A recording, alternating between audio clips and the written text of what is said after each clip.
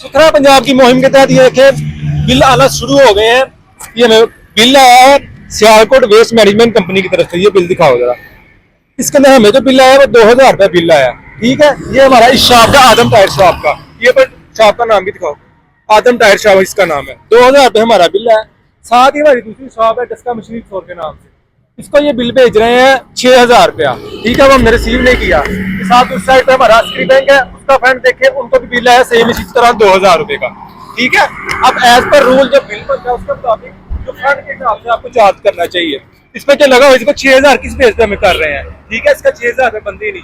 अगर फंड के हिसाब से देखा जाए तो पर फीट के हिसाब से अगर हुकूमत ने को टैक्स आयद किया पर फीट के हिसाब से हमें लगाएंगे 100 रुपये 200 रुपये, हमें बताया जाए कि इतना बिल आपको आएगा ताकि हम वो पे करें। ये कोई तरीका नहीं बनता कि किसी को भी जिस मर्जी के हिसाब से बिल दे जा रहे हैं। ये 2000 रुपया उन्हें 6000 रुपया।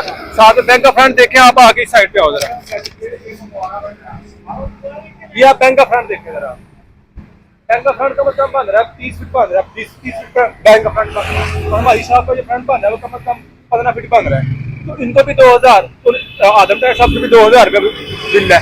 और साथ में डस्का मशीन को जो बिल दे रहे हैं वो 6000 रुपये का दे रहे हैं। कितने स्कूल के टैक्स बिल दिए जा रहे हैं। ठीक है, अगर आपने बिल कलेक्ट करने हैं तो आप रूल के हिसाब से ये मुख्तिस करें कि पर फीट के हिसाब से इतना बिल आएगा आपको, ताकि उस हिसाब से बिल दिए जाए। ये कोई तरीका नहीं है कि आप जिस मर्जी हिसाब से बिल भेजी जा रहे हैं और लोगों से आप कलेक्ट कर रहे हैं।